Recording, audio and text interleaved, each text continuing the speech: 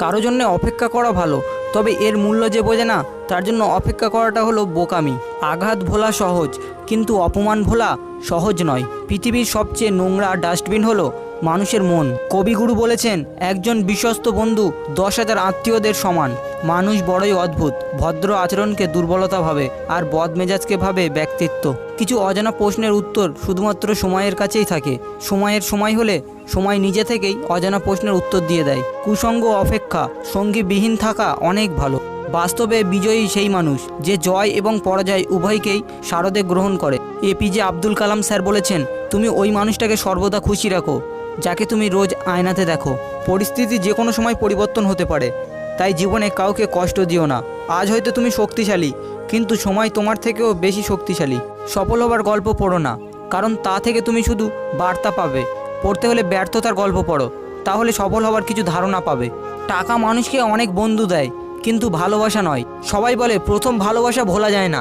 কথাটি যদি সত্যি হতো তাহলে মায়ের প্রথম ভালোবাসা আজ বৃদ্ধাশ্রমে স্থান পেত না। ভিতরের কান্নাটাকে চাপা দিয়ে হাসি মুখে থাকা মানুষটাই জানে দুঃখটা কেমন। কাউকে বিশ্বাস করাটা ভুল নয়, বিশ্বাস নিয়ে খেলা করাটাই ভুল। ছেলেরাও কাঁদে যখন তাদের বোঝার মতন কেউ থাকে না। আমি স্বার্থপর নই, শুধু তাদের থেকে দূরে সরে যাই যাদের কাছে আমার কোনো মূল্য নেই। আপনাদের কাছে হয়তো আমার মূল্য থাকতে পারে যদি আপনারা চ্যানেলটি সাবস্ক্রাইব করেন। আমি খারাপ থাকি তাতে কোনো অসুবিধা নেই, কিন্তু কারো খারাপ হোক তা আমি কখনোই চাই না। রাখতে হলে পার্সোনালিটি রাখুন, বেশি অ্যাটিটিউড আর ইগো তো সবাই রাখতে পারে। বেঈমান আর স্বার্থপর লোক কখনোই নিজের ভালো ছাড়া অন্যের অনুভূতি বোঝে না। কাউকে প্রয়োজনের চেয়ে বেশি দাম দিতে নেই, দিলে সে তোমাকে সস্তা ভেবে বস্তায় পুড়ে ডাস্টবিনে ফেলে দেবে।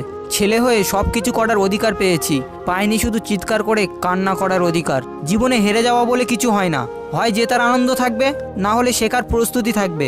সেলফ রেসপেক্ট হারিয়ে কাউকে প্রয়োজনের চেয়ে অতিরিক্ত ইম্পর্টেন্স দিলে সে একদিন না একদিন লাথি মারবেই।